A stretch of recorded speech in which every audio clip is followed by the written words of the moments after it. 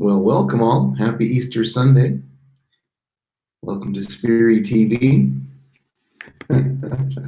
We've got 4 great shows lined up for you. We'll start off with Beyond the Body, excuse me, with Calico, followed by Divine Intervention with Ken, Modern Mystics with Andy, and finally From the Bottom Up with Jason.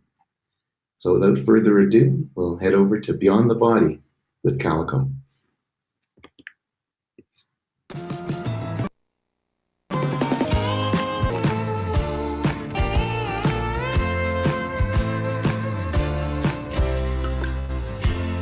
Just a little runaway, 47 years and still I'm on the run. Afraid of love, I'm keeping God at bay. Spending days in a nightmare ain't much fun. I am just a little runaway.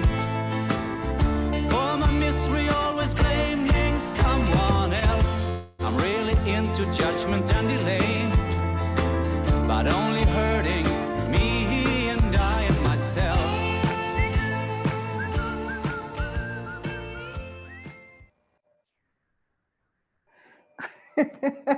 Hi everybody, it's Calico and it's Beyond the Body. And I just want to, if you notice, the pictures were different on the intro for today. And I want to thank Melissa Chavez in New Mexico, a friend of mine. She helped me out on doing that. So thank you, Melissa. And Soren, I don't think I ever even actually thanked you when you originally did the intro for me. So Soren, I see your picture there, sweet man. Thank you so much for your talents and gifts that you share with so many. Anyway, today I have another doodly. And the good news is my skill level is getting far greater with doodly, and I have been able to slow it down so I don't need the computer to stop it and explain. It's pretty self-explanatory, and we'll go over that. And so the topic for today is resurrect your mind. It felt appropriate, kind of very thematic. The only thing we can resurrect is our mind. That's it. Holy Spirit will do whatever other resurrections are needed, but the mind, yeah, all I can speak is for myself. It needs help pretty much on a constant basis. So I want to just start because there's a great misunderstanding about the brain versus the mind. And so that's the name of the doodly thing. I'm calling it spiritual neurophysiology. I figure I'll use my education somehow. Anyway, it's the brain versus the mind. What is it? Brain, mind, okay? And it's actually mentioned in the book, The Brain. And I just wanted to read this short little paragraph because we could probably end the show after this paragraph, but I'll show you the doodly and I'll probably have a few other things to say afterwards. I'm usually never at a loss for words in this program. Anyway, it's from lesson 92. And the lesson doesn't seem to be, the lesson is miracles are seen in light, and light and strength are one. Now that's beautiful, but that's not really about the point of which I'm reading. This is it. You also believe the body's brain can think. If you but understood the nature of thought, you could but laugh at this insane idea. It is as if you thought you held the match that lights the sun and gives it all its warmth, or that you held the world within your hand, securely bound until you let it go. Yet this is no more foolish than to believe the body's eyes can see and the brain can think. I feel like I want, music in the background on this. I've always thought the brain could think. Well, why wouldn't it? I mean, that's why it's there. But no, in a moment, we're going to go and see this doodly and it'll explain things. And then we'll even clarify them after. So I'm going to turn it over to Ken, our lovely assistant, and he's going to put on the doodly.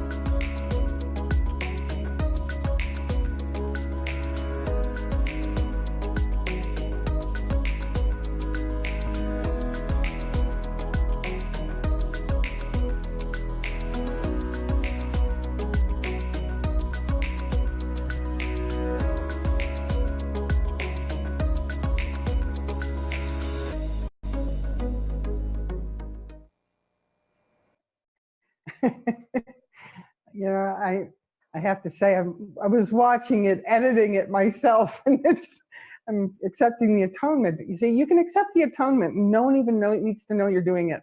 It's kind of like the Kegels. I've said this many times before. You can Kegel and look normal at the same time. You can accept the atonement and look normal at the same time.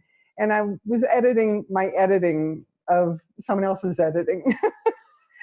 Anyway, so basically, we're just, you know, this thing we call our form, our body, is really nothing more than a cell tower. They all look different, and it's, you know, it's a rather ingenious device for design for a cell tower, but that's all we are. The brain inside the skull just functions the body. Temperature, hormones, digestion, all our senses are there. You know, the optic lobe is where we probably store pictures, but that we don't even know at this point. Neurology, even though they're the prima donnas of all the physicians, know very little. And yet it's a hugely respected science. But all it does is move the body. It's proprioception and vestibular action, the senses, taste, sight, smell, hearing. That's all it is. It functions, it's a perception machine. We're perception machines. Now, the problem is, where the cell tower kind of went wrong is that we started judging that which we are perceiving. So basically, the brain and the optic lobe of the brain, we're just seeing lessons 1 through 3. This is, you know, I don't know about you, but lessons 1 through 3, I almost quit. Well, I think I probably did quit A Course in Miracles several times, just reading the first 3 lessons. I thought, this is insane. You know, this makes no sense. And the reason I was having such a hard time with lessons 1 through 3, they're dealing with just perception. Just pure perception, no judgment, not good, bad, up, down, right, wrong, nothing. And that's really what we're being asked by God as being communication devices. We're to just perceive and not judge. The problem is, you know, as soon as, you know, little babies are born and they, you know, they're, and then all of a sudden they see their hand. It's like, oh my God, it's attached, it's me. Then we become a me. Then we're picking out all these thoughts of who we are. We have all these self-concepts of who we want people to think us to be. You know, oh, I'm pretty. Oh, I'm nice. Oh, I'm kind. Oh, I'm an asshole. Whatever the perception, whatever the judgment is. And so we take these thoughts, and it's only one mind of thoughts. No one has had ever a new thought. Even Einstein didn't have new thought. It was just, he was picking out the less thought ones. And so we're pulling these thoughts from the waves. And if you can see this, and you know, I'm a scientist. I mean, that was my other life in this life. And, you know, even in science, you know, whether they're waves or particles, there's much judgment about it. They can't decide if it's a particle or a wave. Does it really matter? You know, it's kind of like 1 book or 4 books. Does it really matter? Pick one, read it, use it. It's like, this is where we have to do the self-study part. It's like, oh, I'm thinking a thought. Oh. And then we have the ability to change our mind about what we're thinking. But this was never, well, I should say, I'm only speaking for myself. I was never taught, well, honey, you can change that thought. No, it was like, oh, I'm so sorry you're sick, or, oh, I'm sorry that you had a bad day. You know, whatever. There was a lot of collapsing, a lot of codependent collapsing in on whatever judgment I had of the perceived moment I was in. Now, here's a whole, and this is the upside down and the flip that we're doing. And this is, you know, Spiri, I know I see Caroline in there. Spiri and the 30-day program will help start this process. It challenges you to identify that you have a thought. And there may be a feeling attached to it, which means there's some kind of belief within that whole mechanism. So you've had this thought for so long, and it's looped so many times, you now have a rut in your normal flow. And ruts kind of, you know, I remember skateboards. Remember skateboards? The early ones had metal wheels, and they'd hit any little tiny itty bitty pebble and they'd stop and you'd go flying. And that's what these ruts do. They're, you know, we should be radio antennas just picking up waves. Instead, we have these beliefs, and they're just like those skateboards. They just screech to a halt, and then we suffer in some way by flying off of them. So this is where we need to start looking at, I'm having a thought, and then unwinding the thought. And that's where time really goes into reverse, quite frankly. As you go through this process, and I'm aware of it more and more and more, as I start taking these individual thoughts and unwrapping them, it takes me back to another moment in time that I wasn't healed. And I'm in the process of healing it now. And so it's a very simple process. And once you get the process, it's like a Kegel exercise. You can do it anywhere. No one knows you're doing it. You can be in a party, you can be out driving in traffic, and you can be unwinding your mind at the same time, very conscious in the present moment, probably more so than if you're picking out thoughts to judge different pictures that you have in mind. Because all the memories that we have are pictures with a judgment attached.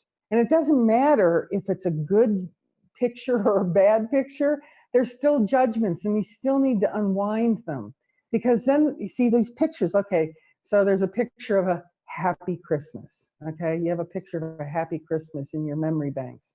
So you have happy, and the picture of the Christmas collapsed.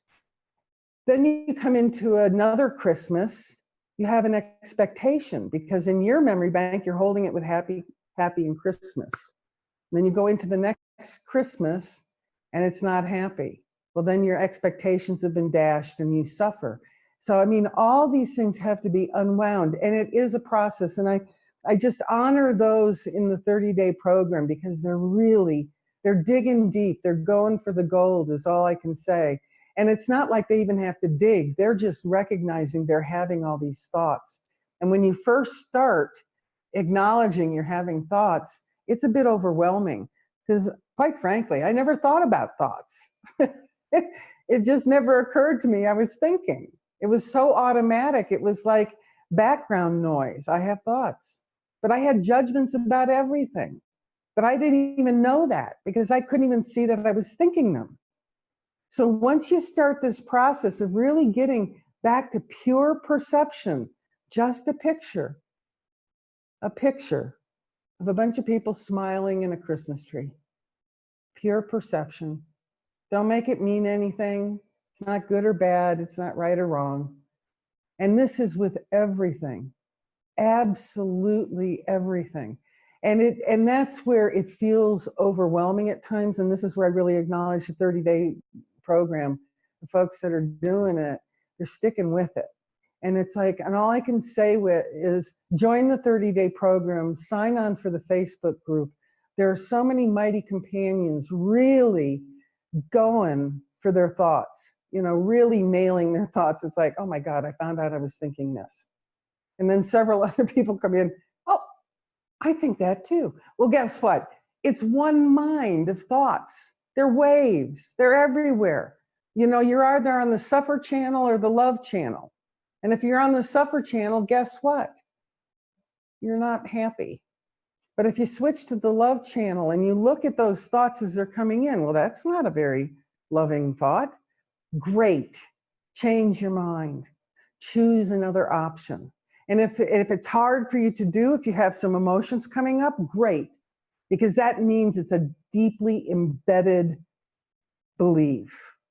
And so once you have express the feelings and you're able to own, this is my projection, and this is the belief that I attach to that picture, whatever it is. You know, have you ever wondered why certain people get attracted to the same kind of people all the time? Well, it's the same thing. They're wanting it to look a certain way. And, you know, I see Tamara and Eric are out there somewhere in the ethers.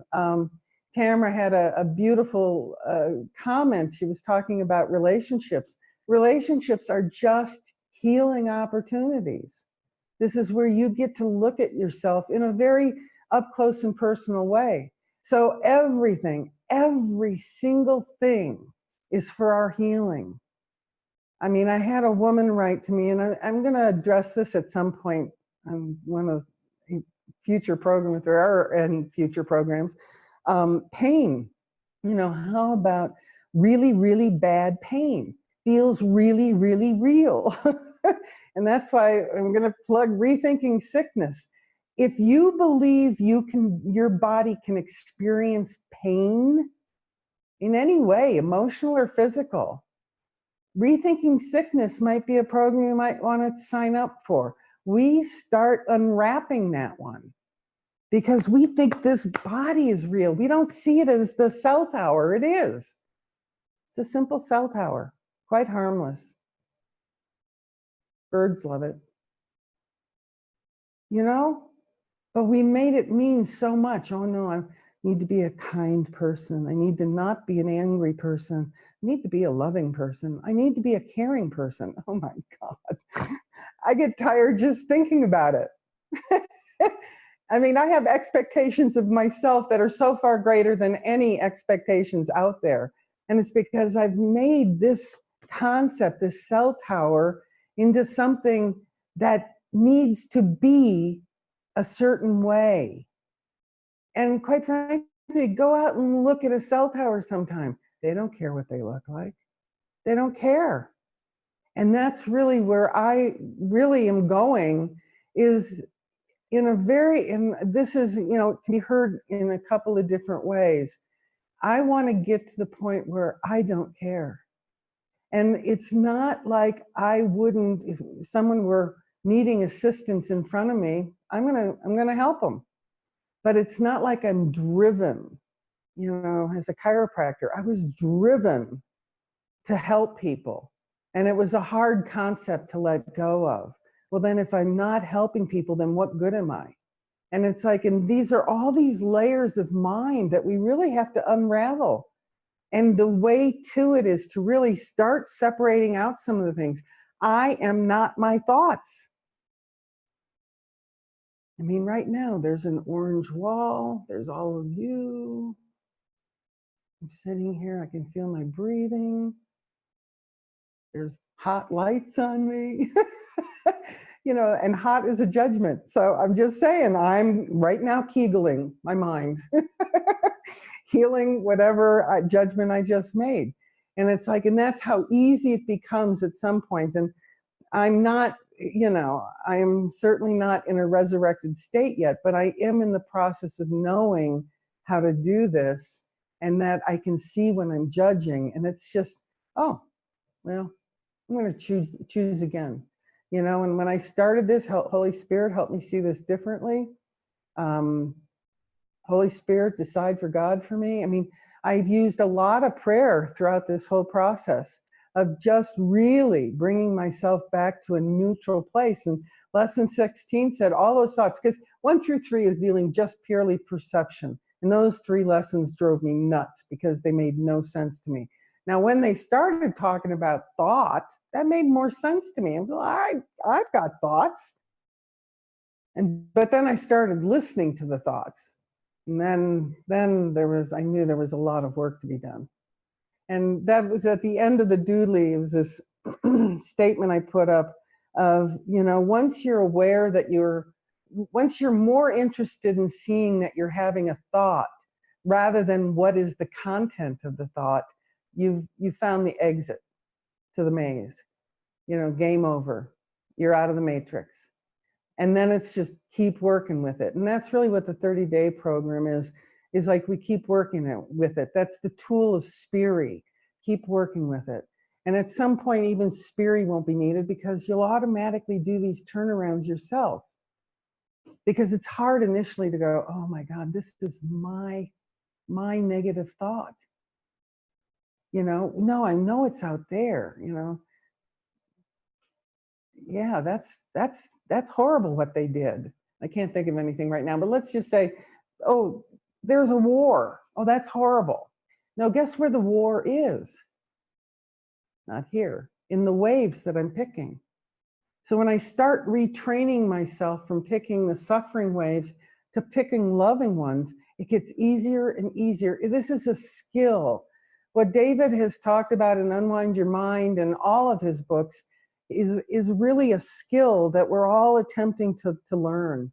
And it's so much easier doing it together. I mean, I love being around people that are doing it just because they're sharing their process helps me with my process. And I find that's what's happening in the 30-day Facebook group. So I really invite you. The next one is May 6th that we're doing, June 1st for Rethinking Sickness. And that'll be a much deeper process. I just, need to say, we're going to be challenging some of your bigger beliefs. And so think about taking on, and the 30-day program is free. You can't even use your lack of money as an excuse until you see that you're projecting lack of money. And then it really gets, oh my God, why would I do that? Yeah, that's pretty much this whole process. I am insane. You really get to see your insanity. And, that's a gift. It really is at some point. So use the tools that Living Miracles has, all the Sunday programs, they're for you to help you see individuals taking on their insane thoughts and unwrapping them and seeing the beliefs underneath them and really coming out the other side of it. And so I just invite you to take on this self-study.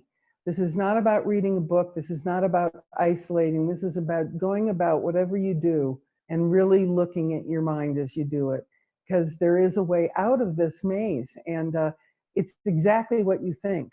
And you don't know that you're thinking it until you do. So for today, I say resurrect your mind. Resurrect, see a thought. See a negative thought and don't let it just loop away, because it does mean something. And if you can catch it and change your mind about it, pick up one of those loving thoughts in the ethers, you're healing your mind. And over time, I'm guessing, we'll all become Jesus. Wouldn't that be nice? I mean, with my particular looking cell tower. So anyway, for today, folks, all I can say is, I love you. I love you because I love me. And that is starting to be my favorite projection. So just have a blessed day of resurrecting your mind and finding one little tiny icky thought that you can work with and play with. Don't pick the big ones, just a hint. If you have real big issues going on, avoid those. That's not where you start. You start with, the next door neighbor was up at 8 o'clock in the morning mowing their yard. That's the one you want to start with, okay? Then you'll learn the skill with some simple issues, and then you can move on to the bigger ones, okay? So for now, happy Bunny Day, everybody. Mwah! I love you all. Till next week.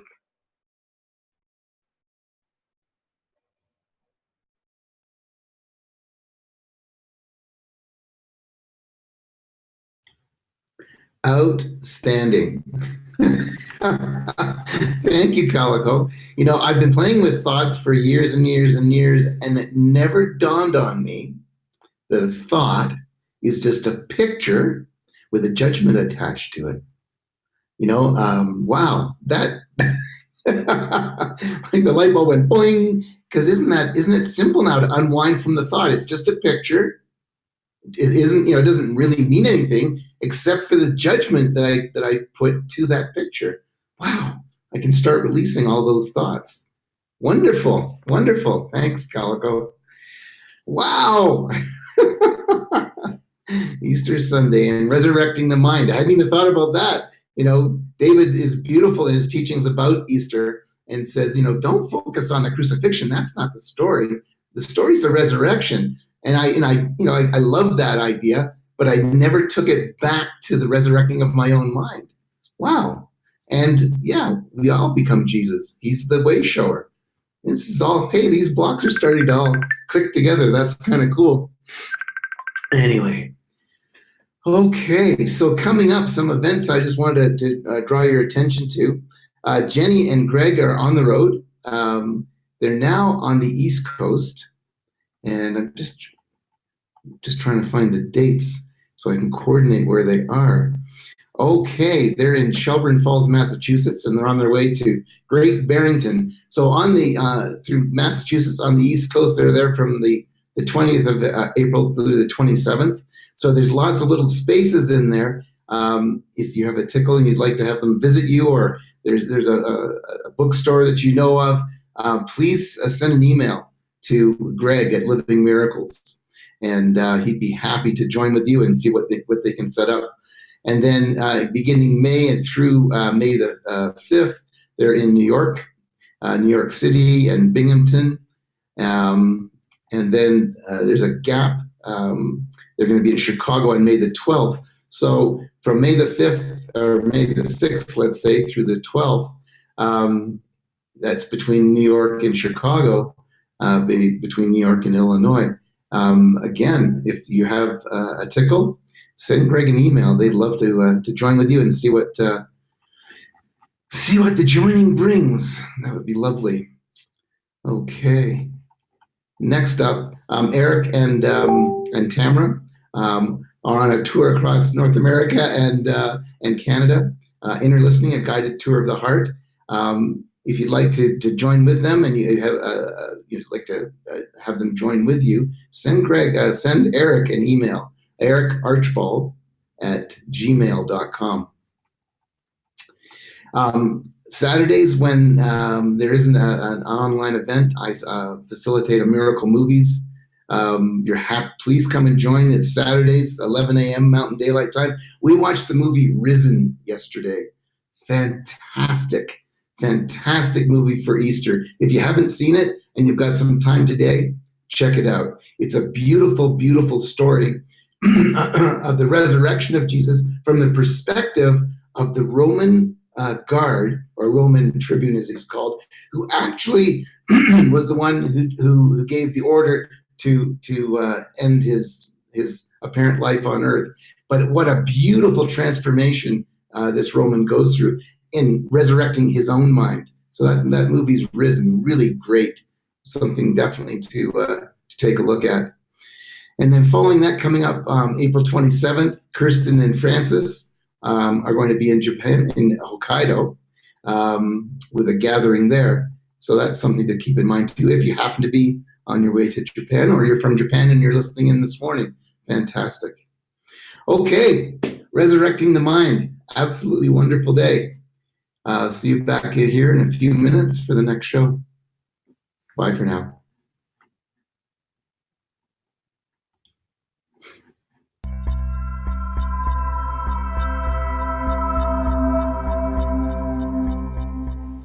Do you find yourself dodging body thoughts which leave you feeling frustrated and fearful? Do you feel out of control in your body? Our way of dealing with health and healing the body stems from antiquated beliefs and fears since time began.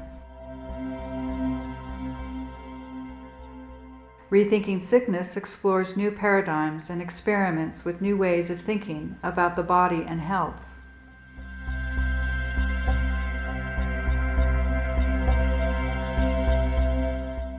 In the field of health, we juggle different ideas, hoping one will work.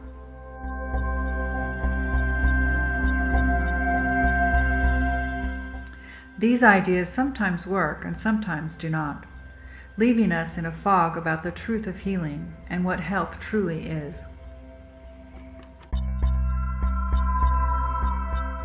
In this 7-week online program, We will break through old, outdated patterns and ineffectual ideas in how to heal our bodies. We will experiment with a different way of seeing. We will try on new ideas in mind, exploring a whole new way of looking at things. Come and experience a quantum classroom in the truth of who we are.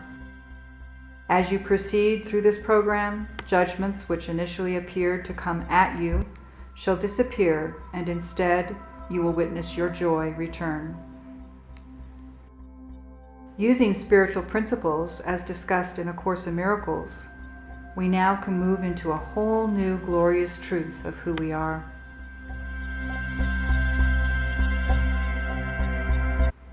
Join us in this quantum classroom.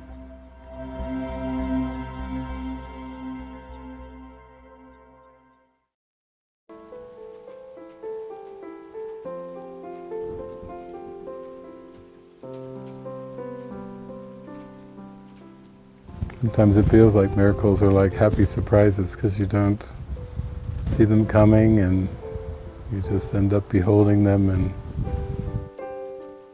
feeling so grateful. Yeah. It's a real transformation, isn't it? Like it's really a change that happens when we let the miracle in. Yeah. It's almost like you lose yourself in a way. You lose your small self. Yeah. Yeah, you lose all that. It's like the past just drops off. Like a cloak you were wearing and then all of a sudden it drops and, oh, wow. So is there anything you would like to say to the audience, to the readers that are brand new, really curious, and they just want help with their experience? Yeah, this is like an answer to the prayer of the heart. Just please help me. Help me be lifted up from this sadness or despair. Help me be lifted up from all these difficulties that weigh me down day after day. Yeah, this is my prayer to the universe, to be helped and to know that I am loved and to really experience the answer of how deeply loved we are. So it's just an honor. It feels like an honor. Our whole life has been an honor, and it's been a privilege to be used in this way to answer the call. Because all of us have a calling. Yeah. So this is really a support to others to answer their calling, to find the calling and find the answer to it. Yeah, this is it. This is a way. I mean, many of us don't think we have a calling. We just are working on surviving on planet Earth, but actually there comes a point where we know there's something more, and there's an inner calling, and this is a way of answering. This is just precisely for answering, to see it there and to answer the call. So it's fascinating that there is an answer. Yeah. Yeah. Yeah, it is. It's a miracle. Mm-hmm. Yeah. So just, wow. To take it in, to enjoy it. Yeah. So beautiful. So appreciative of everything.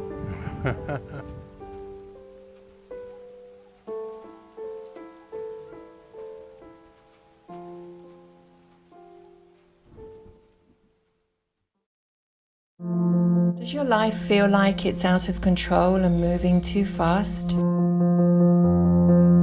Do you find yourself frustrated by little things? Are you having trouble communicating with the one you love? Are you preoccupied and aggravated with the endless game of living? Take a time out. Breathe.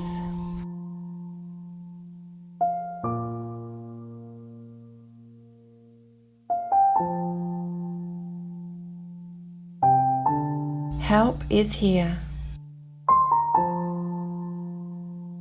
The 30-day Unwind Your Mind experience is a 30-day mind detox that can help bring you to a real day-to-day experience of peace. During the program, you will receive an inspired teaching delivered to your inbox daily. You will have the opportunity to join a private, interactive Facebook group where you can connect with mighty companions. You can link into weekly movies with live commentary and the opportunity to ask questions that may have arisen from the emails. As you allow your mind to be guided into a peaceful way of being, joy will return.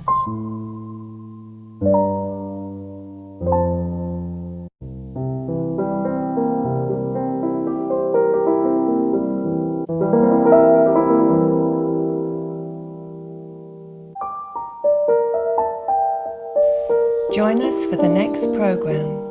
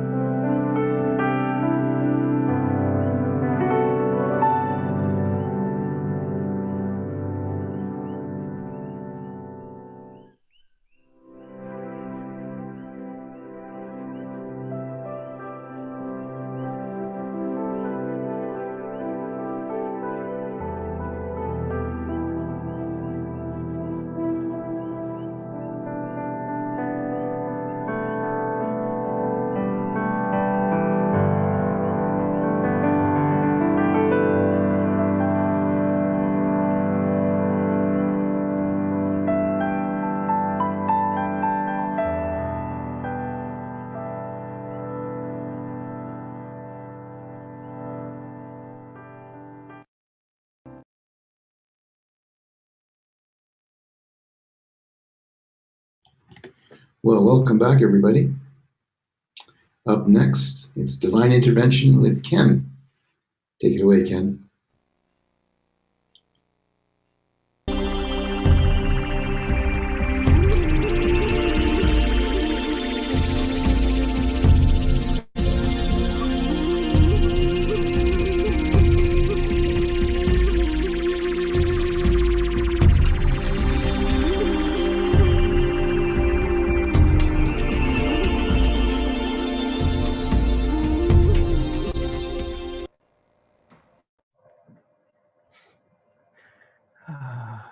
Good morning.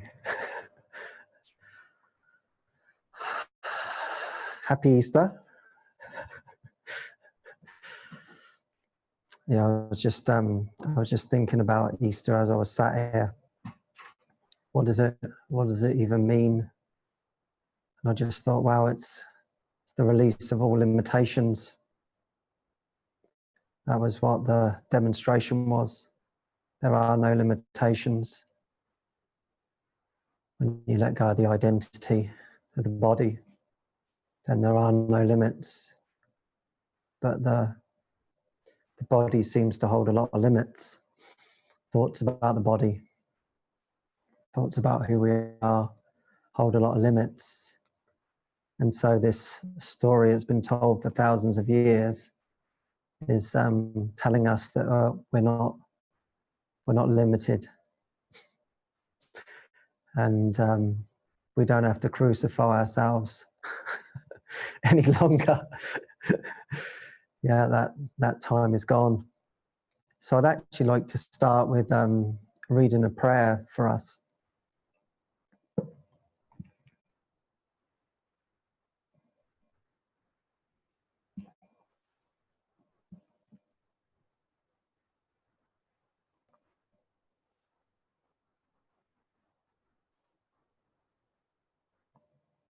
Let me remember what my purpose is. If I forget my goal, I can be but confused, unsure of what I am, and thus conflicted in my actions. No one can serve contradicting goals and serve them well, nor can he function without deep distress and great depression. Let us therefore be determined to remember what we want today, that we may unify our thoughts and actions meaningfully and achieve only what God would have us do this day. Father, forgiveness is your chosen means for our salvation. Let us not forget today that we can have no will but yours, and thus our purpose must be yours as well, if we would reach the peace you will for us.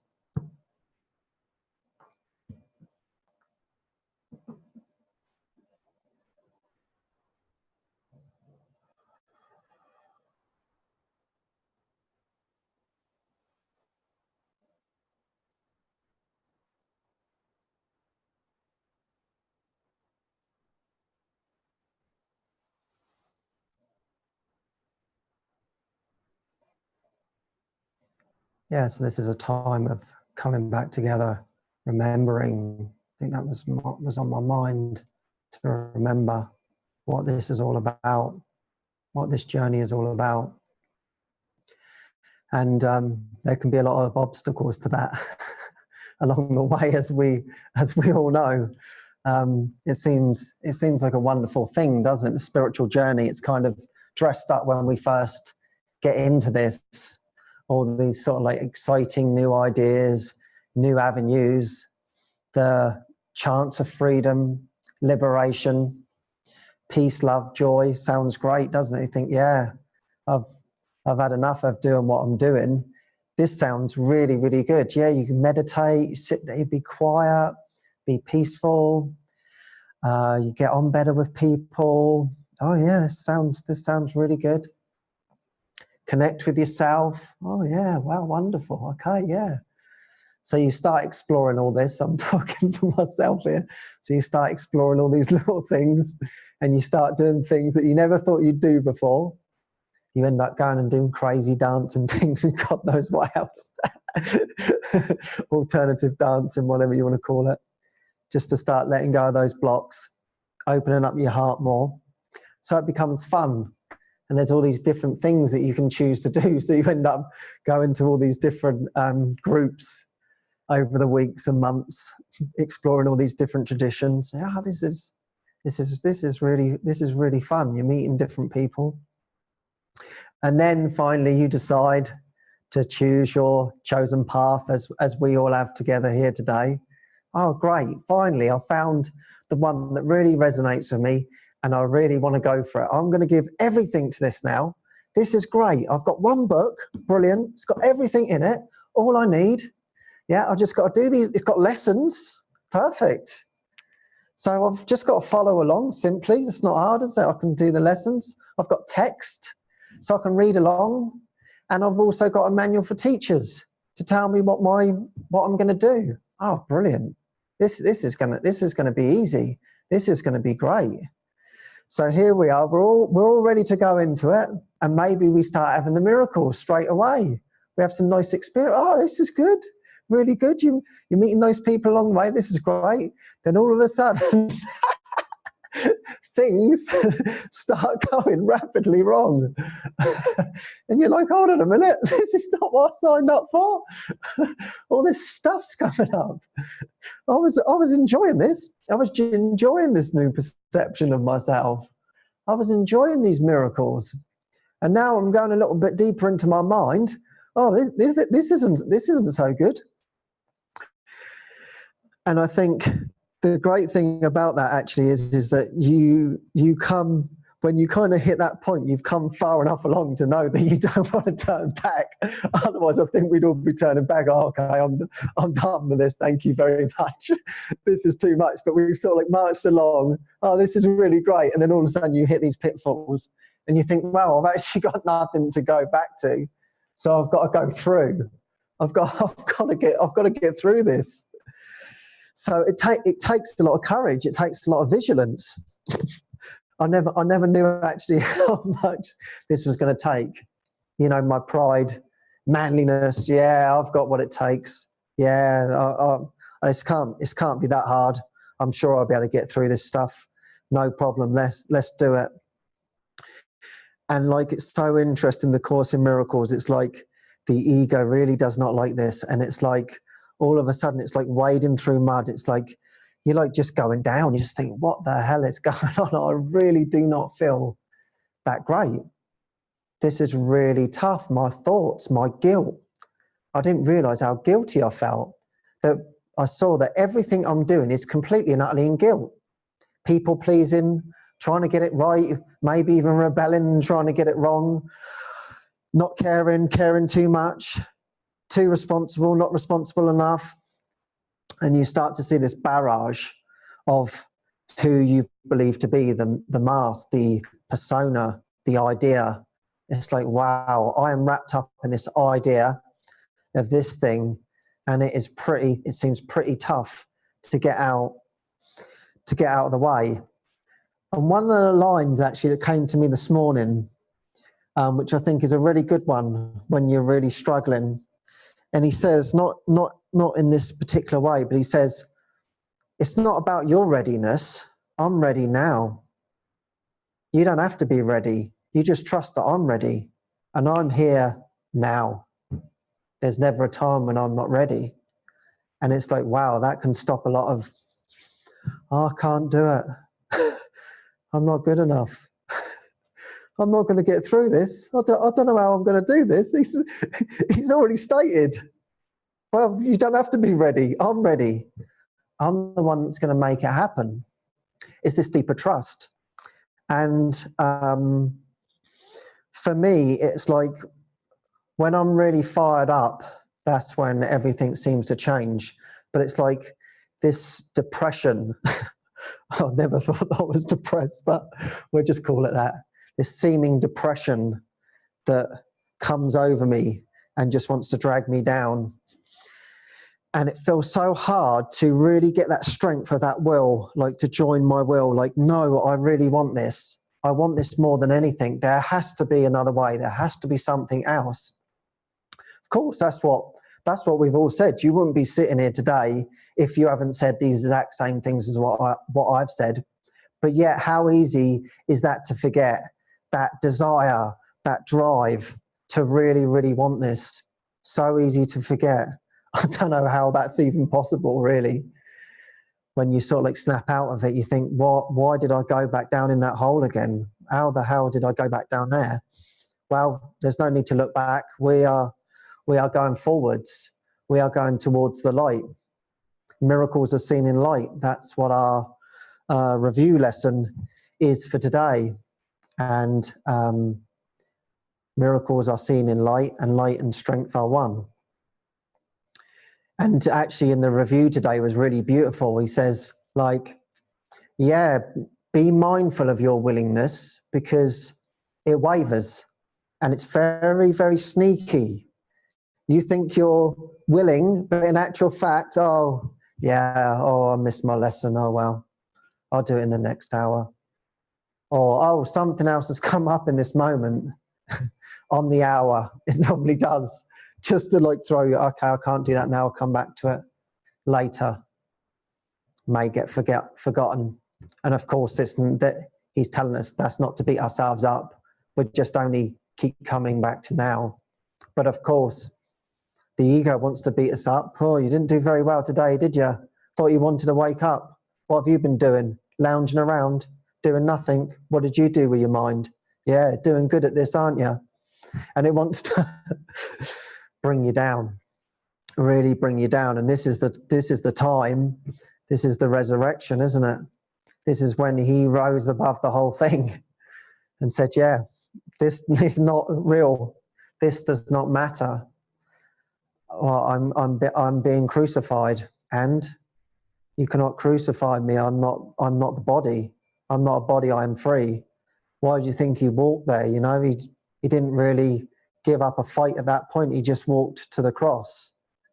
It's like, wow, that's a big surrender, because he knew, I'm not this. And the real story is, and I'm going to show you that you're not that by coming back and resurrecting, that you're not the body. And that's the same, you know, look at the ego's game. The ego just twisted that, and we're all looking at the crucifixion. So when I was at school, we learned a little bit about this stuff, and I thought, God, who wants to get involved with this? It just feels like hell. You're going to be punished if you do bad things. We've already had one that was crucified for your problems. Okay, this doesn't sound too healthy to me. No, thank you. But no one really talks about the resurrection, the freedom. The freedom is here. The freedom is now. And so it's to remember those miracles that we've all had, that we all share. It's all our mind. So whether it's someone sharing a miracle with you, that's your miracle. That's your mind. This is our convincing. Well, I just need so much convincing when I go in that hole. And as I was just sharing a minute ago, it's like when I have that strong desire, a really, really strong desire that I have had enough, then that's when the whole thing starts to really, really change. And that has happened. That's happened several times in this seeming life to really convince me. I was sharing with my friends yesterday, actually, before I got into the spiritual thing. I didn't really believe in it, but an experience actually came to me to convince me. People had talked to me about spiritual stuff, but I thought, oh, I think it's a load of old nonsense, really. I don't believe it. I don't believe you can have these experiences and whatever. And yeah, a beautiful experience came to me. And I didn't know what it was. It's actually just watching birds. I was walking in a beautiful lake I really loved. And I was practicing being really, really mindful. I was training as a psychotherapist at the time. And I recognized that if I was really, really fully present, that I would have better sessions with my clients. So I thought, okay, that seems like a really good thing. And mindfulness had become a big deal. So I thought, okay, I'm going to practice this. And I was walking around the lakes, and just being really, really mindful. And each time my mind was wandering into thoughts, no, come back, just enjoy the trees, just enjoy the birds, enjoy the lake, enjoy the smells, enjoy everything around me. And I was really, really present, really, really focused. And then with that, it was like these seagulls seemingly come from nowhere, and they just flew. And it was like my whole perception just changed, and I just joined with the birds. And I'd never ever seen them fly like that in my life. It was just so beautiful to watch. It was like, wow. I was just staring at it. I just didn't know what was happening to me. And then all of a sudden then I had the thought, what the hell is this? And snapped out of it. And I just thought, wow, what just happened? I'm stone cold sober. I haven't taken any drugs. And something has just happened in my perception. What the hell was that? That was amazing. It felt really like beautiful inside. And I'd remember reading like, oh yeah, people have had these experiences through connecting with nature. I thought, wow, I feel so lucky that I've experienced this. And because I was training to be a psychotherapist, I thought, wow, I really want to know what this is. I really want to know what this perception thing is. And of course, over time, that's why the course came into my life, to really teach me about perception. And one thing that really interested me actually about psychotherapy is what I noticed is there was some sort of healing that took place that was beyond the words, beyond anything that we were doing, beyond any of the interventions. It just seemed to be this connection that was formed, and then somehow there was some sort of like lift from the person. And so I was very, very lucky actually to study with many seeming world-class psychotherapists from around the world. And I would often ask that question, what is that experience that we have when someone just seems to lift up and you just feel so connected in that moment with that person? You just feel completely like one. Oh, it's an I-thou moment. I think that was Martin Buber. He called it an I-thou moment. You just join in the one. Magical moment, a mystery moment, a spiritual moment. Yeah, but what is that? What is this? Well, we don't know. We don't know what that is. So I was really interested in that, and I really, really wanted to find out. And I guess that's why the course came along and told me. And so I remember at that time I was really, really passionate about finding out these things. So I wanted to find out about this perception, and slowly my perception started to change. And I had many, many of these experiences that came to me, and I kept seeing different things. I'm like, wow, I can't believe this. There's like something really, really going on. That's very, very different. And then, of course, I found out that it was the Holy Spirit. It's the spirit of who you are, the truth of who you are. When you join with a brother in truth, it's all over. The healing's done. It doesn't take words to do that or anything. It's just purely that you want to deeply, deeply connect with who you are in that moment. And so this is what I feel like today is for me, is just to deeply, deeply connect back to myself, to who I really am. And even when I don't feel that inside, I don't feel that love, I don't feel that connection as connected, that's the time to be much more vigilant. That's the time when we really need our lessons. I'm telling myself here, that's the time when it's like, no, this is not what this course is. It's not a course in suffering. It's a course in miracles. It's easy to forget that, isn't it? You know, it's on the title. You see your book every single day, and there you are suffering. And you're like, oh, hold on a minute, I'm actually doing a course in miracles. And that's the most important thing. Miracles are going to change our mind, change the whole thing, to see that the love that we are. And that was my real deep prayer. And so I'm reinforcing this deep prayer, because I actually didn't believe in love. I thought it was nonsense. I thought, there's no love here. It doesn't really feel that loving. It seems like wants and needs to me, and lust and desire, but it doesn't feel like love, because it can change in any moment. How can you love and hate in a person or yourself in any given moment. A lot of self-help teaches you to love yourself, and you're like, how do you do that? What's that? I don't love myself. I don't even know what love is. And that's the beautiful thing about the course, isn't it? I cannot teach you what love is, because that is beyond what can be told. However, what can be told is to release the blocks from love's presence. Okay, well, that's pretty cool. And so every spiritual path, real spiritual path, points to the same thing.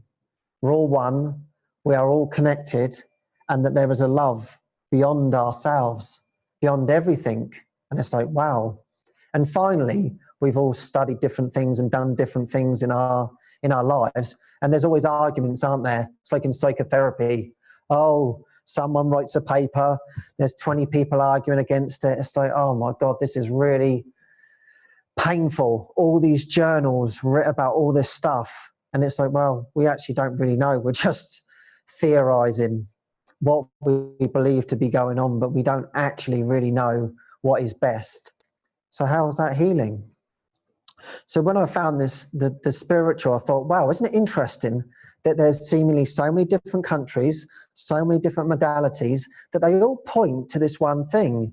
But really, it's unconditional love. That's what you are. And I thought, wow, that's pretty convincing that so many people, no, we don't argue on that. No religion argues on that. No love. It's about the love underneath it all. It's actually really love. So no one actually argues on that case. But yet not everyone's experienced that. So we have to take it for its word. Well, that's not what the course is teaching. It's not that we just have to take it for its word. We want the experience. And so I thought to myself, wow, if that's really real, if this unconditional love is really, really real, then I want it. I really, really want it. I want it all the time. That's my prayer. Forget everything else. There's an unconditional love that I am, and I don't know that. That's what I want. That feels like a goal. And I set myself, actually, funny enough, another goal, because I felt really, really unloving. I often do this to myself. I set myself these goals. And I thought, wow, I really feel unloving. I don't really know how to love people. I don't know how to love at all. Don't know how to love myself. And people have said, yeah, I feel sometimes your heart's pretty closed off. I said, yeah, I know. I'd love to find an answer for that. And I thought to myself, wow, what's the best thing for my life then? What's the best thing that I can do? And I thought, psychotherapist, no, that's not the best thing I can do. What is it I can do? And I thought, well, probably the hardest thing I could do was love everyone. What about if you could really love everyone and everything? That seemed to, and I felt it, and so I thought, that's a pretty good goal. That's a really, really good thing. I have a wonderful friend actually lives in London, and we would talk and share these things. And he was very goal orientated, and he does lots of beautiful things. He said, "What's your goal?" I said, "Yeah, my goal is I really, really want to learn to love, and I want to learn to love everyone, and I think that's my life." And he's like, "Well, that's a really good goal. That's a really, really good thing to do." And I thought, yeah, that's a really good thing to do. Wow, is it hard? That is a really hard goal. I didn't realise it was going to be this hard. I knew it was going to be hard. I thought, okay, there's a bit of turning around in my mind. Wow, this is one hell of a journey. The Course in Miracles turns up. Okay, great. I've got a manual. I've got a guide. A guide. So this is going to help me. This is it. This is the love. This is what I'm going to share. This is what I'm going to share. This should be a really good fun. This journey. Wow, it's very different, isn't it? Than what I thought. But yeah, I think this is just about giving us all that courage to really remember why we're doing this. is I am doing it because I want to experience that love all the time. The love of God is not of this world. It is nothing compared to this world. I've had enough experience to experience something way beyond all of this, complete and utter nonsense. It really is. I can guarantee it. If you have not experienced that, it is nonsense, this world. It really is complete and utter. And who you think you are is nonsense. You really do not have to believe in that. I am telling you, the whole thing is absolutely wonderful. And I've only glimpsed at it. I've just peeked at it. And it's like, I'd forgotten that I really, really want that.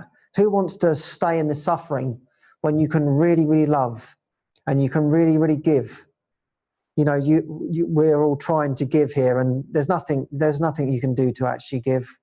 God will give through you, and you won't be able to stop it, because the love is so immense that it wants to give to everyone to show that this is who you are. And that's really our only function, is to remember that love for ourselves, and that will radiate, and whoever's around you will remember that. But it's really only for yourself, and whoever gets brought up in that, then that's wonderful. That's why we all join together today. We join together to remember that. So this is what I'm doing this course for. I've let go of my family. I've let go of my friends. I've let go of my job. I've let go of money, of this life, of seemingly having a life. For what? For the real life. I thought that was life. It's not life. And it's not in the sense of, oh, I've given them up. I'm having to suffer. No, I'm giving them up to reclaim them again. Like Jesus did. He reclaimed himself, didn't he? Through the resurrection. He's like, well, do you think I'm going anywhere? Where would I go? That was like Ramana Maharaji, wasn't it? When all of his disciples were around him, crying, Master, what are we going to do without you? He said, where am I going? He knew. It's like, what are you talking about? Seemingly, as he leaves his body, a massive great shooting star flashes across the Indian skyline. Thousands, probably millions of people in India saw the exact same thing. Yeah, I'm not going anywhere. And then this day, Jesus, okay, I'm going to walk to the crucifixion, and you know, you go around the churches, don't you? You see the bloody scenes on all of the, what they call those windows. Can't remember now. Stained glass windows. And they all go round, and it shows you all the terrible bit. By the time you get to the end of it, you're worn out looking at these pictures. No wonder you don't want to go to church. And then finally there's a little bit of light at the end of the tunnel. You think, okay, get me out of here. That feels like enough for one day of suffering. Thank you very much. And yet he was like, no. The first window should have been the resurrection, you idiots. What are you doing? What are you doing? You've got it all back to front. I came back. I showed you I'm not the body. And you're like, oh my God, that was awful.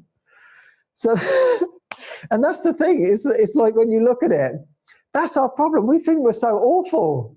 And he proved to us, he's like, you're not even that. You're not even this. You're not even awful. I'm just gonna prove this to you in 3 days, 4 days, whatever it was. And yet we completely missed it. So that's what we're doing. We're coming back together to really, really remember this. That this is not the truth. This realm is not the real. It's not who we are. So I think that's the beautiful thing that we have when we join together in that, to remember that that's not who we are, that this love is real. And if you're not experiencing it now, then get down on your knees and pray for it. Because you deserve it. That's the point. That's the whole point. You absolutely deserve it. We have to give everything. I've got to give everything to this. My desire has to be high. He says it's only your willingness. That's all we have to do. We don't have to figure this out. I don't have to figure any of this out. I don't have to figure out who I am. Don't have to do any of that. I just have to be completely and utterly willing. willing to join. So that's the message for today, everyone. Oh dear. Happy Easter. May the Lord be with you. May you remember that you are loved, and I am loved, and I love you. Thank you so much.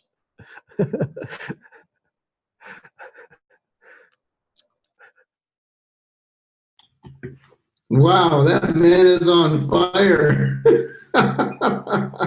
Thank you, Ken. You know, you just reminded me of something, and it's so true. When we get into these dark places and, you know, we're raising up these emotions, we forget, I forget, this is a Course in Miracles, you know?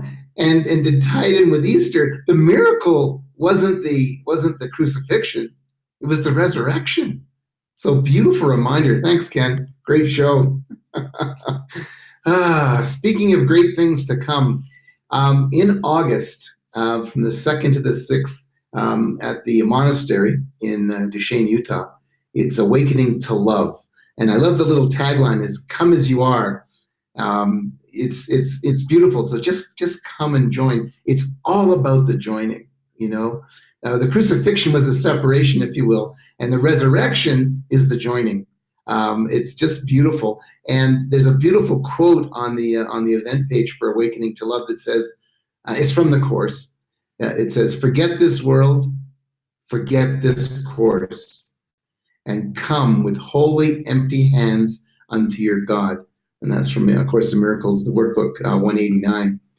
And that's really what the invitation is to this beautiful event that's coming up, Awakening to Love, is simply come, open arms, and enjoy, and join in the presence and the love of God. And as Ken said, you know, we are loved. There's I can't remember where it comes from, but it was in the fountain, I think, or at least it was in a video of the fountain that we created and added a soundtrack to. And it always struck me. It says, "Love is searching for you." So it's like, you know, it's like Ken said, we don't have to be ready. Jesus is there. He's already ready. The love is there, and it will come searching for you. We just have to be willing to open up our arms and join. Anyway, that's an opportunity in form that's available to you August the 2nd through the 6th at Duchesne, Utah, at the monastery. So if you have a tickle at all about that, please go to our events page, livingmiracles.org/events, and check out the Awakening to Love opportunity. So cool. Thanks. We'll see you in a few minutes. See you soon. The interesting thing about service is that it's very helpful. It's a very helpful step at kind of getting you out of that egocentric me, myself, and my and I, and getting you into that sense of opening to share and extend with others.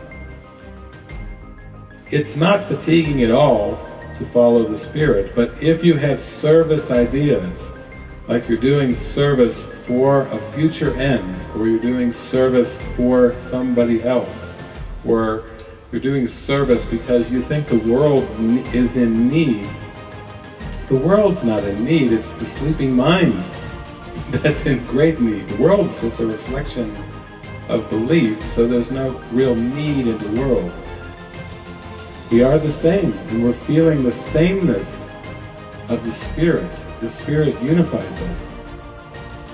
It's more like coming to a divine sense that your brothers and sisters are literally who you are, and seeing them in fullness and wholeness and completion. And who would we want to be a part of a system where you could be happy and others could be suffering, where you could be enlightened and others could be unenlightened?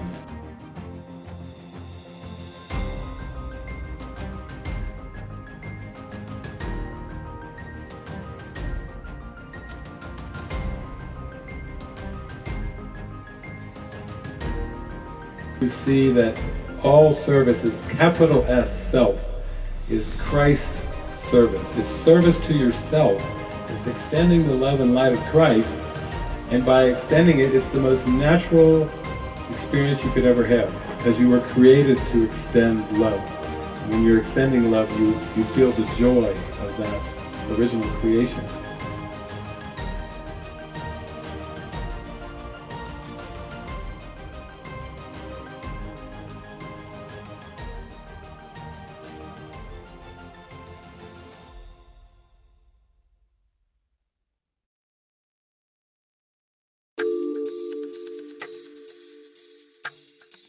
The book is called This Moment Is Your Miracle, and as I said, you're going to start hearing much more about it. I'm not a big reader, but I can't put this damn book down.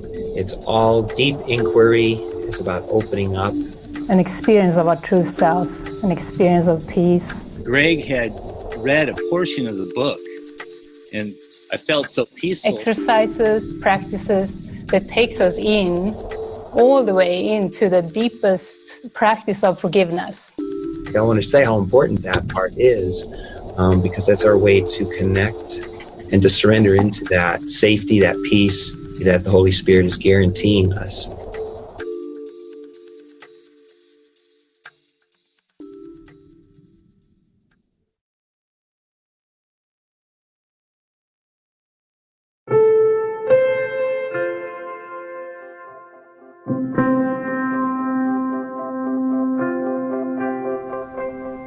Can you tell me what it is you feel is helpful about this doorway for those coming to it? It's wide open. What do you feel is helpful for them? Yeah, well, this doorway, it seems to be hidden to the everyday perceptions of the world, the linear perceptions. So it's almost like an esoteric doorway into mysticism, and it can be quite disturbing to the ego. So I would say don't be alarmed as you come close to this doorway, because the ego may have some reactions. But it's a very gracious doorway. It's God's love and grace coming into awareness. And there still seems to be steps to take. The mind is very addicted to linear time, and so it has to come in a form of steps. But each step leads happily on to the next step and the next. And with each step inward that you take through this doorway or through this portal or gateway, every step gets lighter and lighter, and you become less aware of the elements of time and space. So in order to come into experience of God's grace, you have to meet the conditions of grace. You can't bring judgments through the portal. You can't bring these attachments of the past into the portal. You have to leave them at the door. And so in that sense, it's a very light journey as you enter into the portal. You get lighter and lighter because you're not carrying the weight of past thoughts and beliefs and perceptions.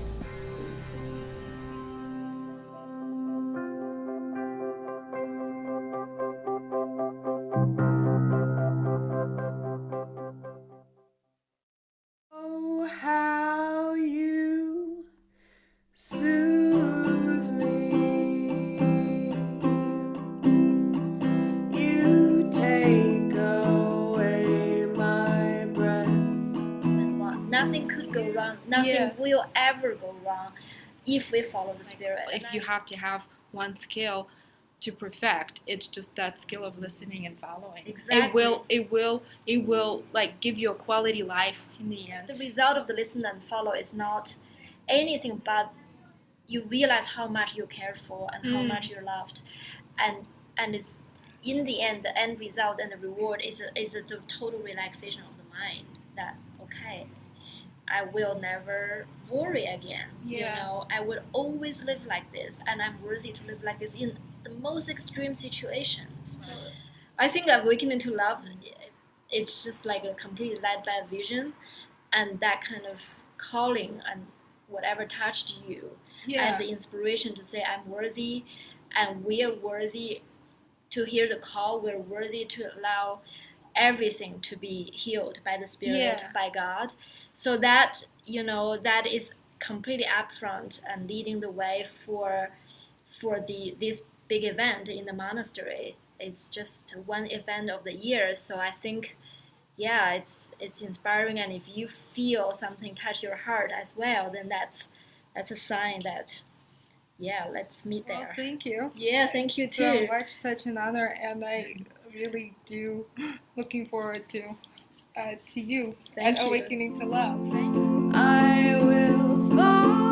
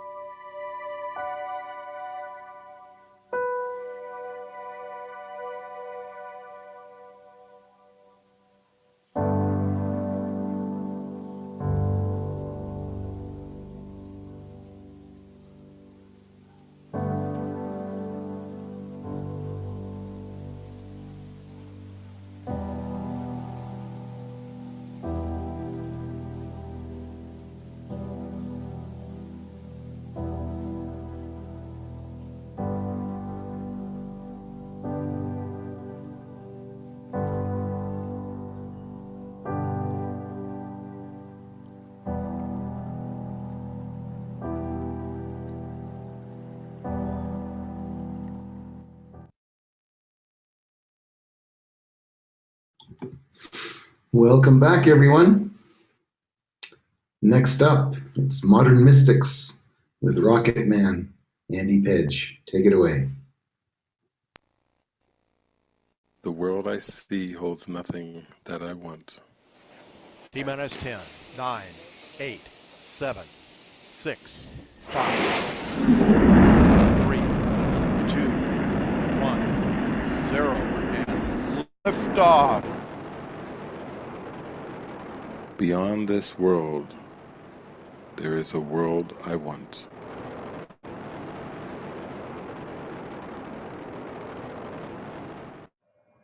Hi, everyone. Welcome back to another episode. And today we're going to continue with that theme, the year-long theme of stepping into magnitude. And a big part of that is washing away the unworthiness. And so I think a lot of this show will be about, unworthiness and miracles and washing away the unworthiness with the miracles. And yeah, I remember actually so I've been in Mexico here for 3 months this time, and I came from our center in Utah. And right before I came here, this inspiration hit to come down here and be of support.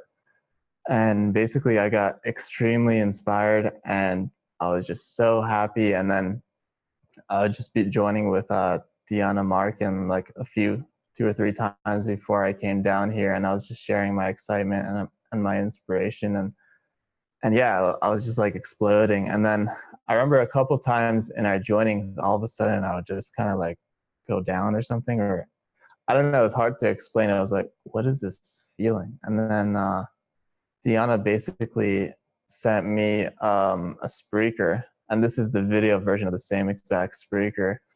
And the Spreaker is called Unworthiness, but the video on YouTube is called Unworthiness and Miracles.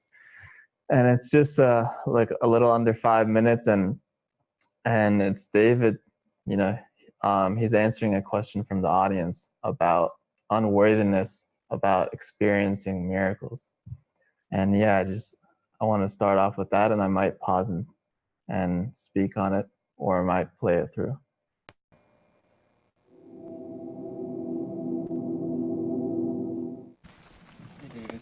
Hi, Cody. So I just wanted to share that I've been having a lot of fear and unworthiness come up around having miracles. The miracles are coming in, and now it's this whole wealth of, I don't know, just some kind of void or something that's scary to look at and to go into. And I was just hoping you could talk about that. Yeah.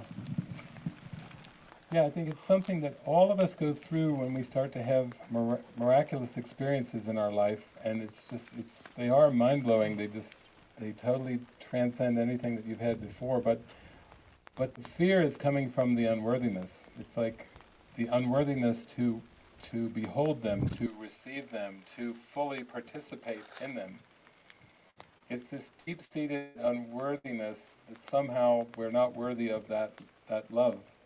And I've worked with different people over many, many years. A friend of mine, Kathy Martin, worked with me for 5 years, and I remember when I was off in South America, I think she just sprained her ankle or something, and we talked over the phone, and she just said, my gosh, this unworthiness runs so deep. Even what we would say physical injuries or psychological states of suffering and pain, they're all, like you might say, offshoots of this root belief in unworthiness.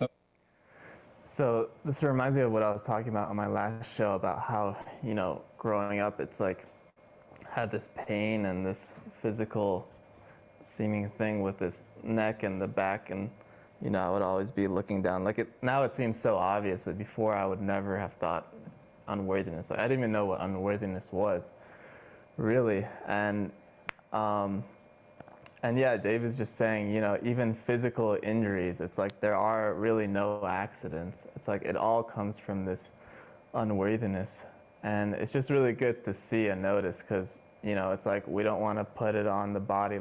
I know if my neck gets tight or I get pain or headache or something, it's remembering that actually it has nothing to do with my like sleeping position or whatever that I might be doing in form. It's really coming from this unworthiness. So I'm just saying for myself, it's like really good to catch now. The reason we need the miracles is to wash away the unworthiness. We need new experiences that contradict our self-concept, that contradict this very limited, unworthy sense of self that we've had. And it's true that, you know, the things that we think we're afraid of in the world, and even when people talk about relationships and fear of sexual intimacy, that's not it. There's a fear of dropping the mask and experiencing what happens when that mask is entirely dropped. There's the fear of our own power, the fear of the power of our mind, the power of thought.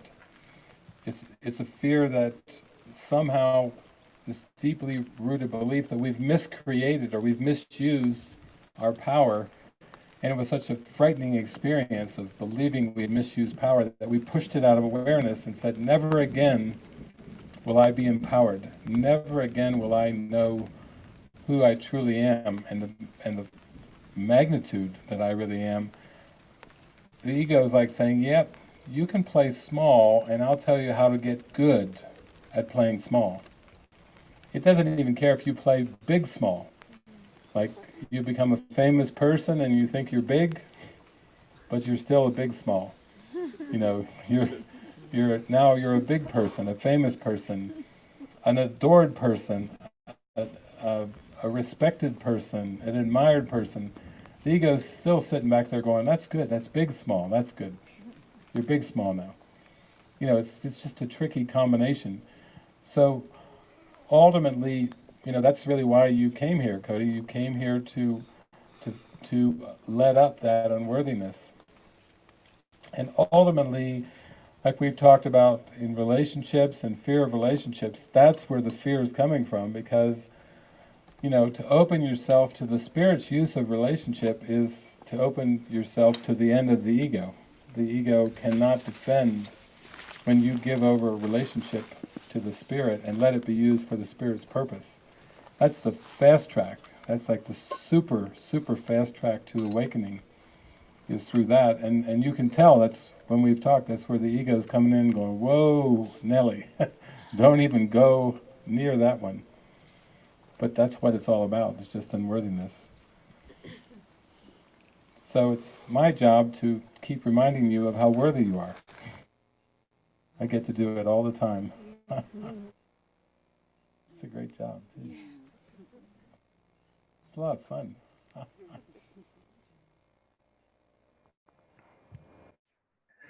Yeah, so even this show, you know, it's like I share these miracles, and it's like it just strengthens that and washes away the unworthiness. Because I know, like, even on the show, like sometimes I'll get like scared. I'm like, oh, what is that? And it's like I feel like it's what David is talking about. It's like it's this unworthiness of the miracles. And you know, sometimes I feel like if I feel like I'm about to choke up, it's because I'm supposed to share like a miracle, and it's like, oh, there's like some kind of fear around that. And then but the good thing is it is a decision. And the other day I just, you know, I woke up and then I just took out my phone and I unlocked it, and the first thing I saw was this video by Diana that said unworthiness is a decision. And it's like I had never clicked on the video. I wasn't even searching for any of her videos, nothing, but it's like I unlocked my phone and that video is on my screen, like ready for me to press play. It's like it was already clicked on. And I was like, wow, okay, that's a good symbol. And then guess what was really strong in my mind that morning? It was this unworthiness. So I was like, okay, I'm going to really pay attention to that. That's a very strong symbol. And then I think it was later that day, we had this meeting with a big group of us in the community. And each one of us was really sharing, like, what is it that we're committing to letting go of. And I think this was on Friday. And so what happened was we went around the room, and then I decided to share, and I said, I commit to letting go of this loop of unworthiness and everything that seems to come with that, like the lack, the victimization, the whatever. It's like all these things, like I really commit to letting go of that. And even today is like, you know, it's Easter, so it's a symbol of the resurrection of the mind.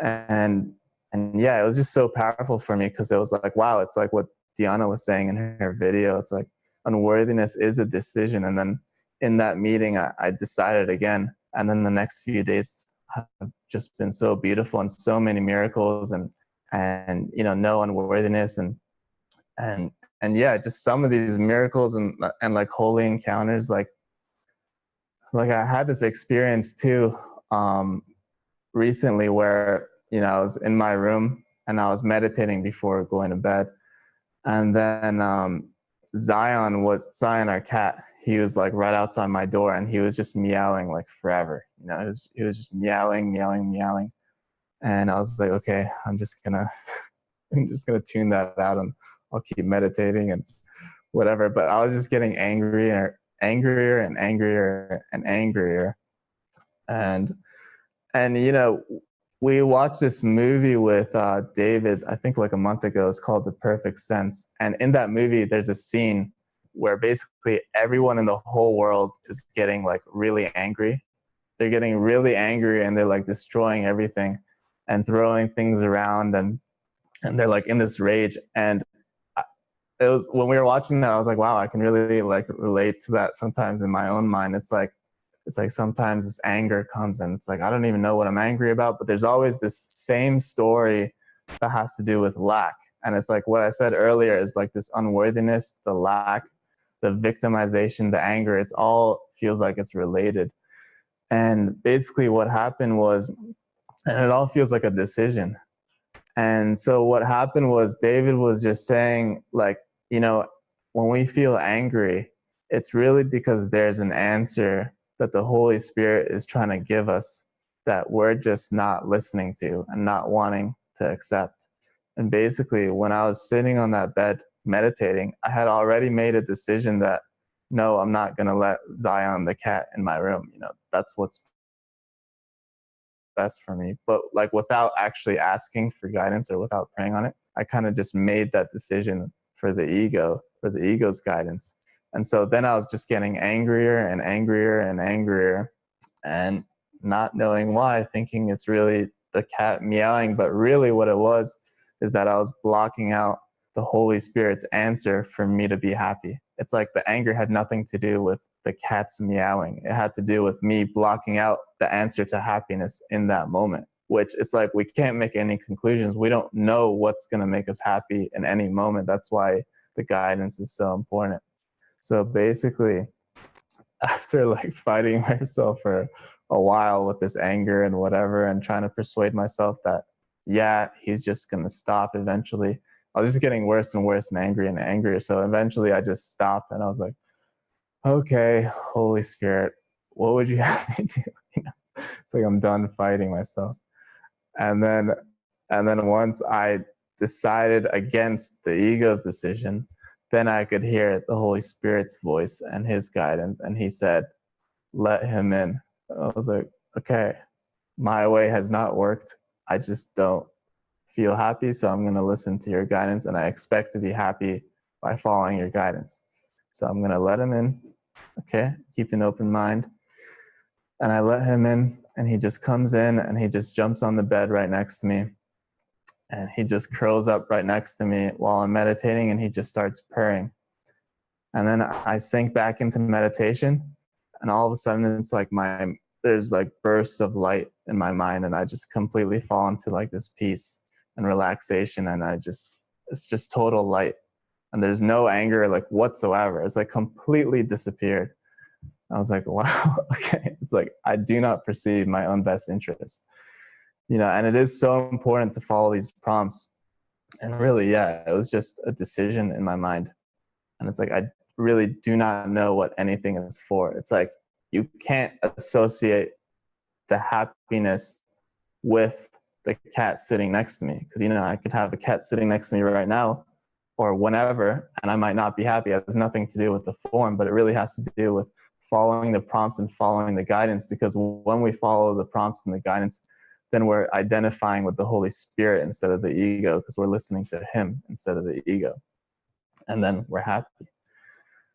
And then yeah, it's like whatever happens after that, you know, it's like we just keep following the prompts. And it was like all things work together for good too, because I don't know what anything is for either, because after that I was like, okay, I'm gonna go to sleep, and then I just lie down on my stomach and I just started fall asleep. And then so Zion's had this urinary infection, and he wasn't able to pee at all.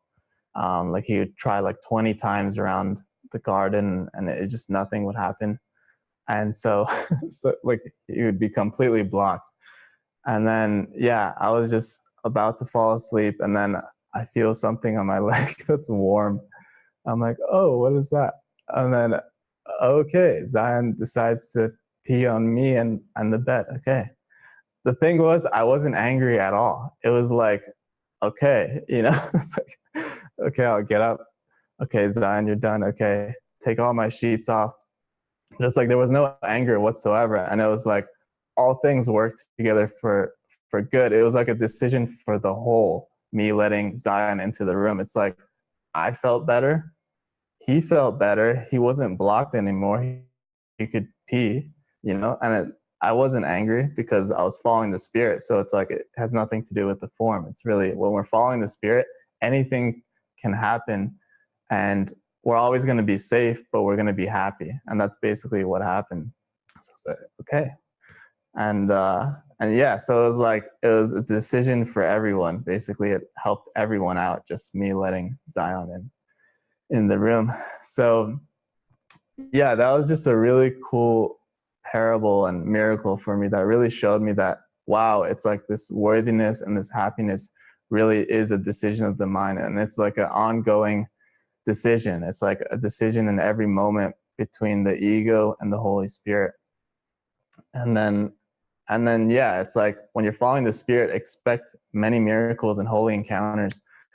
Like, you know, David was saying, it's like this limited self-concept that we identify with, and that's really like the unworthiness. And so it's like we're guided to different projects and tasks and different assignments where we're going to loosen that unworthy sense of self and loosen that self-concept. And I've said before, like, you know, I used to want to be like a millionaire. So then I had these other concepts of like, okay, people that are involved with maintenance and what I guess you call it blue collar and those kind of things. I was like, no, you know, it was like, no, that's definitely not for me. That's here. And I want to be a millionaire. That's here. It's like all these judgments and things tied in with the self-concept. And that's really the unworthiness. And so it's like, okay, now I come to this community. It's like, I want to be happy. I don't want any of these self-concepts anymore. So it's like, then the Holy Spirit guides me to be over the maintenance of the house, La Casa de Milagros. I'm like, okay, I have no idea about anything with maintenance. And it doesn't fit my self-concept at all. And it's like, okay, well, that's why it's guided, right?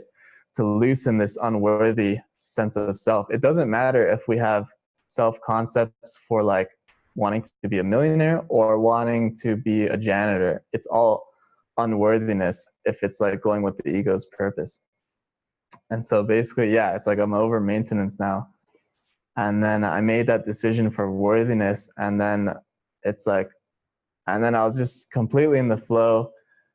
And then it's like we had some workers coming one day, and there were like a bunch of different workers, and I was just having holy encounters with each of them. And then it's like our washing machine, this spring broke. And then so the washing machine guys came. And when they came, it was so beautiful. It's like they were so shiny, and it's like you could really feel the Spirit. And one of them had these big sparkly eyes, like really like shining light in his eyes, like really shiny. And it was like, wow, like it's like, wow, I don't know, it was like amazing. It was like really bright, shiny eyes. You could totally feel the Spirit's presence.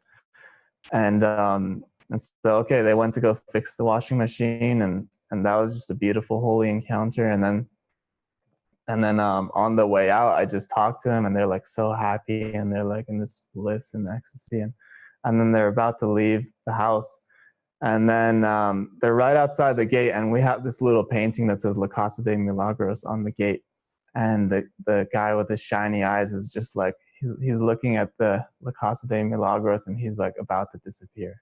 And I'm like looking at him, looking at the gate, and I'm like about to disappear. And it was like really beautiful. And then okay, they gave me the receipt, and then right before they left, the shiny-eyed guy starts asking me questions. He's like, "So what is this place?" And I was like, "It's a spiritual community." And he said, "So people from all around the world come here for the spiritual community?" And I was like, "Yeah, it's like you already know." And then I told him we study this book called A Course in Miracles, or in Spanish, Un Curso de Milagros. And he said, "Oh, my friends have been trying to get me to read that book." And I was like, "Okay." Well, in my mind, I was like, it looks like you've been reading it and practicing it for like 10 years, because his eyes were so shiny. And I was like, "Wow, okay, that's beautiful. Yeah, we've devoted our lives here and to practicing and applying that book." And then he starts asking like, "Oh, well, okay, well, can anyone come, and like how long can you stay, and can you just come and go?" And he just starts asking more questions, and I just fill him in. And I'm like, "Yeah, let me know if you start reading the book, stay in touch." And yeah, that was just another beautiful holy encounter. So it's like when we're following the Spirit, it's like today's lesson, like miracles are seen in light. It's like that was just a beautiful holy encounter, and a really nice reflection of mine too.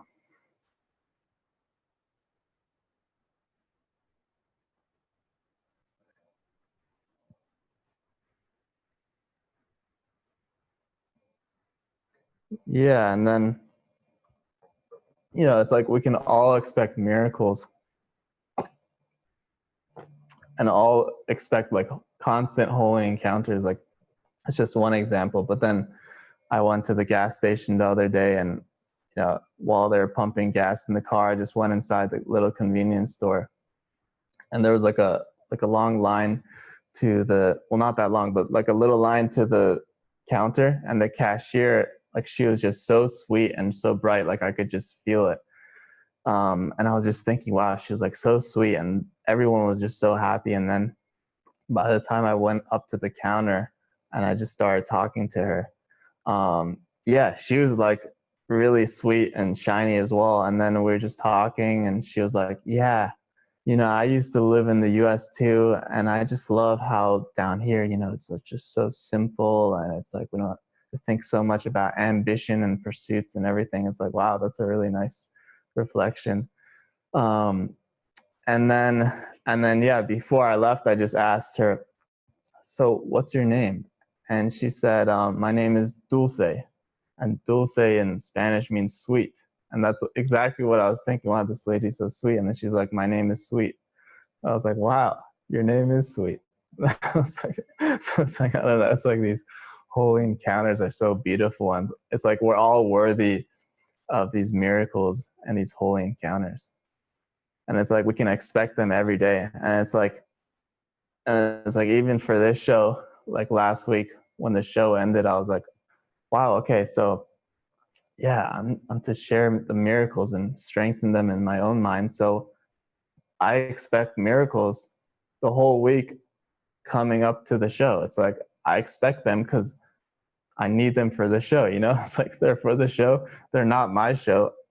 And if you want me to share miracles, Jesus, then it's like I expect miracles. And it's like then there's a holy encounters. And yeah, it's just really beautiful. So it's like my prayer is really to experience miracles every day. Like every single day we can experience miracles. And that's really what the prayer of my heart is, to experience miracles every day. And yeah, I share that with you guys too. It's like we can let that be all of our prayers. It's like I think Ken was saying, this is a course in miracles, not a course in hate, violence, and anger. It's like, so if it's a course in miracles, then we can expect miracles every day. And we even had this realtor lady down here. She helped us purchase a lot of our centers that are down here. And she told Lisa that she's been having trouble getting pregnant for like a long time. And so basically after that, Lisa was like, well, listen, I forget her name, but she was like, listen, you can expect miracles every day. Expect miracles every day. And she didn't say that in response to the lady not being able to get pregnant, because miracles aren't about making something happen in form. She said it at a different time. But then what happened was the next time she saw Lisa, she was like, Lisa, I remember you told me I can expect miracles every day. And when I heard that, I was just like, wow, it's like, wow. And guess what? It's like, I've been trying to get pregnant for like 10 years and I'm pregnant. It's like after she heard that, wow, I can expect miracles every day, she was like, oh, wow. It's like her mind opened up to that possibility. And all of a sudden, like, she just got pregnant after like 10, 15 years of trying and unsuccessfully. So it's like, that was another really beautiful reflection and symbol. So it's like, yeah, we are worthy of those miracles. And it's like, we don't have to make them happen either.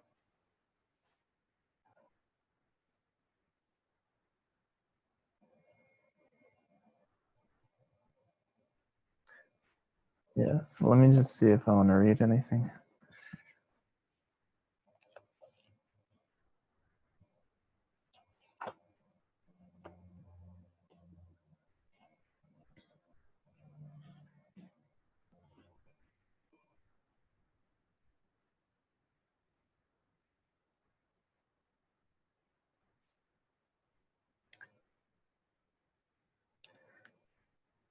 Yeah, this is the section, I need do nothing. And in this section, chapter 18, I don't know, I just really like this part where it says, this course does not attempt to teach more than they learned in time, but it does aim at saving time. And by they, it means, it's talking about people who have spent a lifetime in preparation for the holy instant, and how it's talking about it doesn't have to be so difficult where you're just spending all this time fighting against sin and a lifetime of contemplation and long periods of meditation. It's like, all it really is I need do nothing. And I don't know, there's just something really inspiring about this. And it's saying, like, fighting against sin and long periods of meditation, all such attempts will ultimately succeed because of their purpose. Yet the means are tedious and very time-consuming, for all of them look to the future for release from a state of present unworthiness and inadequacy. So basically, it's saying the holy instant is available now, and it's like we can get to that by I need do nothing. It's like we don't have to look to the future for release from a state of present unworthiness and inadequacy. So anytime we feel this unworthiness, or anytime we have any kind of ambitions, or we feel lack and we think, okay, if I get this, then I'll feel whole. It's like you don't have to look to the future for release from a state of present unworthiness and inadequacy. It all comes from this I need do nothing state of mind that helps us reach this holy instant. And then we can hear, okay, what would you have me do? From that place of I need do nothing, it's like, okay, now what would you have me do, Holy Spirit? And then it's like, that's the prompt, that's the guidance. And whatever we do from that place of I need do nothing, it's not going to be us personally that does it. And that's why we feel so happy when that happens. So it always comes with just one happy realization. I need do nothing when the goal is finally achieved by anyone. So yeah, thank you for joining me again on Modern Mystics, and I'll see you next week at the same time. And thank you guys so much.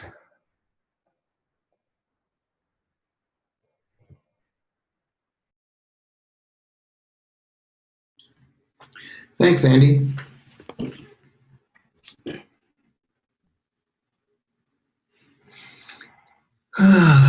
Easter Sunday. Okay. A few more events that I wanted to share with you, just for your awareness. And again, all of these are available on the livingmiraclescenter.org or livingmiracles.org, either one, /events. April 28th through the May 21st. It seems like a long time, but anyway, starting April 28th, oh, I see, it's a bunch of gatherings. They've changed the listing. The I Know Mine got in the way. Ricky and Micah are going to be in Holland and running a series of gatherings with a theme of deeper into forgiveness with A Course in Miracles. So they're going to be there April 28th through May 21st. On May the 4th, Kirsten will be in New Zealand and a gathering called Guidance and Inner Listening. That's May the 4th. Coming up May the 3rd is our next Awakening from the Dream live online retreat, Being of True Service, a Direct Path to Awakening. And that's May 3rd through the 5th. And these online retreats have just been outstanding stepping stones, one after the other, and they're just working their way through to the awakening. It's an ongoing process. I think it's a journey without an end, as has been said in the past. So that's May 3rd through the 5th. May the 17th through the 19th, the Miracle Network Conference is taking place in Solihull in the United Kingdom. That's right in the heart of England, right in the middle of England. And Francis is going to be there as a guest speaker. So that's something to keep in mind if England is in your plans through May. And of course, starting on June the 1st, Rethinking Sickness, facilitated online doorway course that Calico talked about so eloquently during her show. It's a great program, something that's well worth taking a look at, again, on livingmiracles.org/events. Okay, just a reminder to all the YouTube viewers, we will be switching off the YouTube feed for the next show, which is coming up in a few minutes with Jason. So if you'd like to join us, Carolina will put up a link for you to join us in the Zoom room. So that will be happening in a few minutes. Okay, that's it for me. See you in about 12 minutes. Bye for now. Well, we're very excited to talk about Awakening to Love, our summer event, August 2nd? August 2 to 6, 2 to 6. 2019. Coming up. And we're coming to you today because we want to tell you all about it and what's behind it. Awakening to Love is firmly set on the basis of non-compromise. Yeah, it's like let your yay be yay, your nay be nay.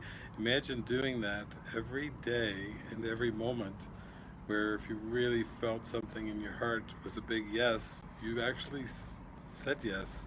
And if you felt something was a no, you actually could say no. It may be that you think, well, it just seems like you have to compromise, but really we're saying, no, you really don't.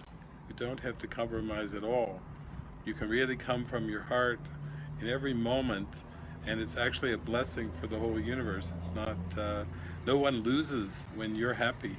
No one suffers when you're feeling joyful and free. And the backdrop is beautiful. It's in the Strawberry River Canyon at the Living Miracles Monastery, and yeah, there's some new construction coming along too, that we'll be able to enjoy a new part of the monastery. The monastery is on 49 acres, and every once in a while we have this inspiration for something new, and like a new location to be highlighted, and so that feels like that's another thing that's part of it too. And if you've ever been out in that canyon, you know how it's very, very quiet. It doesn't seem to be planes going overhead. It's not kind of any flight path. It's just there. It's amazing, and it's in some senses it's kind of secluded. But if you're going to give yourself over to an experience, it's a good place for that. Then give yourself fully over to it and trust that you'll be fully carried in that. Carried, and all you have to know is just you, like for yourself to be prepared is to know that you want it and don't compromise. Don't go like, oh, I want it, but no, if you want it, claim it. You want it, and then show up as you are. As we all will. Yeah, because that's what we're gonna do too. Yeah, that's the fun part. Yeah. We're gonna show up and see what happens, but it feels, there's a joy. It's a joy feeling in my heart for coming there together like this, and we're excited.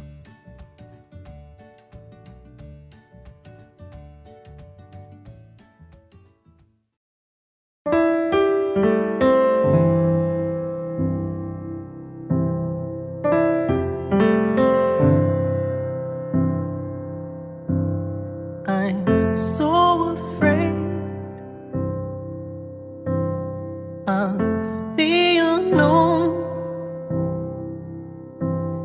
I'm so afraid to be alone, and I try to hear your guiding voice, but still I don't know where to go.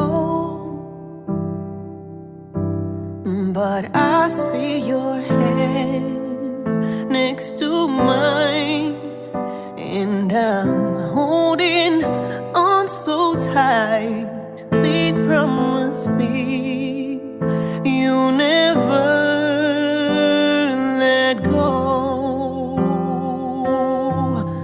Oh, take me home today. Oh, I wanna go home today. Take me home where I truly belong. Take me home today.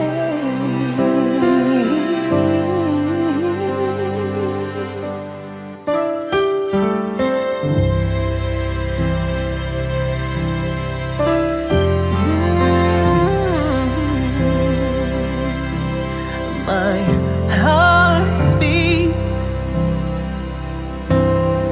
so clean, but still I'm paralyzed by fear, and I lack in trust. I lack in faith.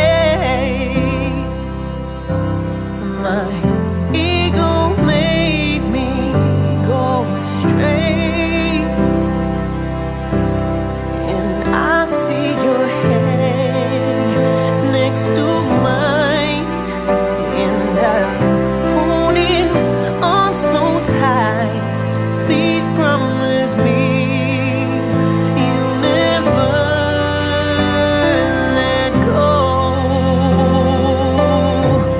Oh, take me home today. Oh, I wanna go home today. Oh, take me home where I truly belong. Take me home today.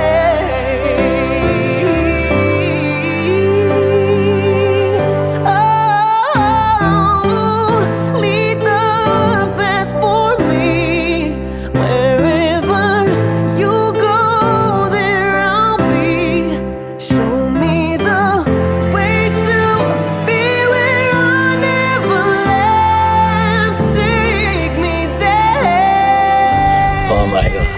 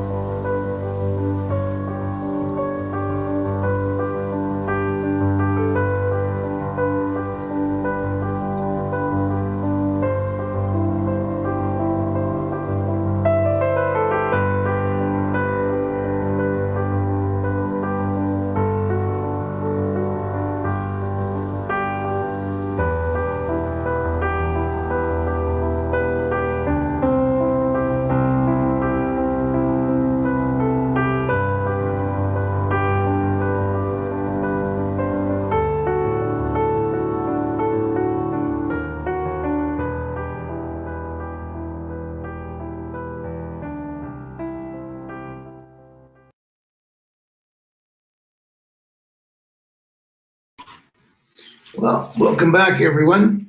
Just a reminder to all the YouTube viewers that at the start of Jason's show, which is coming up next, we will be stopping the YouTube feed. So please follow the link in the chat, and you're most welcome to join us in the Zoom room. So up next, it's From the Bottom Up with Jason, and today's show is about miracles as expressions of love. Miracles as such do not matter. The only thing that matters is their source, which is far beyond evaluation. Today, the show is going to look at miracles that transcend the body. These miracles are sudden shifts into invisibility, away from the bodily level. That is why they heal. Over to you, Jason.